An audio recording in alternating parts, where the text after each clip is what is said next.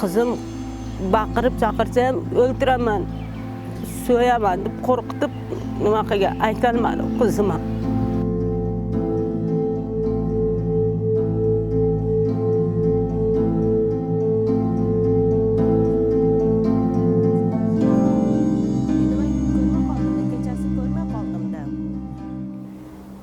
U boshqa uydadir, men boshqa bir yerda bolalarim bor, ular bilan boshqa uyda edim-da men. Ko'rmay qoldim, bilmay qoldim-da men endi buni.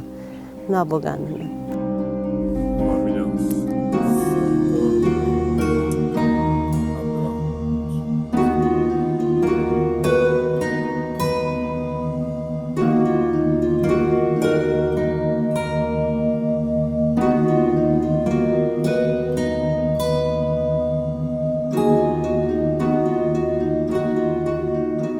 Qadamjoyning rayon meclisiga qatnay qolganmizda. Ularda aytmagan tergovda 3 qilganini mesaj qiladi deb bu yoqqa jo'natishdi. Bu yoqqa kelganmiz. Nima hamasini o'zlari beganda bizga nima qildi? Qadamjoyga borib aytdik biz. So'rasak prokuraturaga kelib yozasizlar arizangizni. U dedi. Bu prokuratura kesin o'zi nima qiladi deb hozir qo'ydi. Onaga onu küçük ve 2 güne bunu çağır verişti.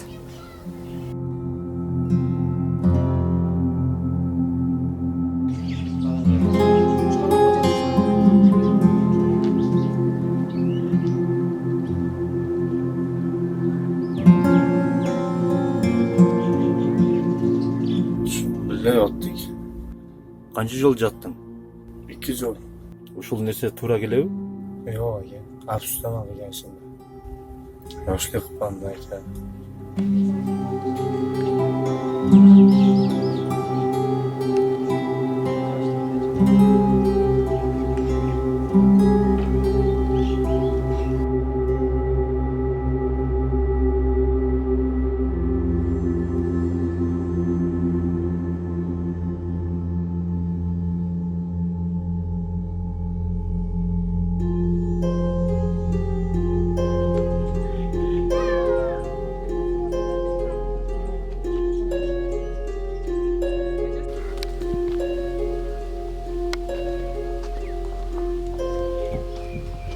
Sattarov Almardan'ın kolundan $5000 alıp ошол Кучкаров өмүр аттуу кылмышты иликтөө бөлүмүнүн башчысына берип, ошол аркылуу Кызылкай шаарынын Кадамжай районунун ички иштер бөлүмү, Кадамжай прокуратурасы бул кылмышты кайдыгер карап, бул Хамида эжен бул Тургунова Мафтунанын ата-энесинин колунда жок, акчасы жоктуктан кылмышты жаап салып атат.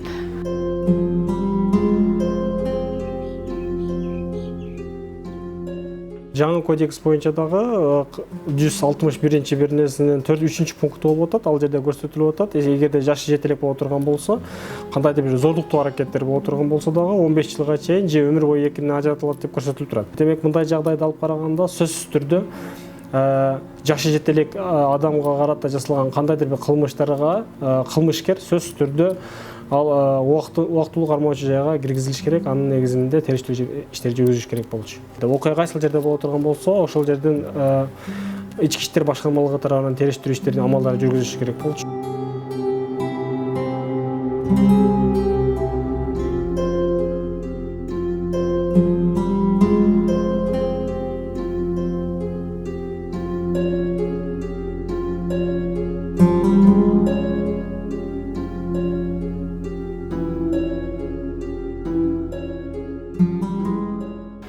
Endi biz shunday bo'lib qolaveramizmi?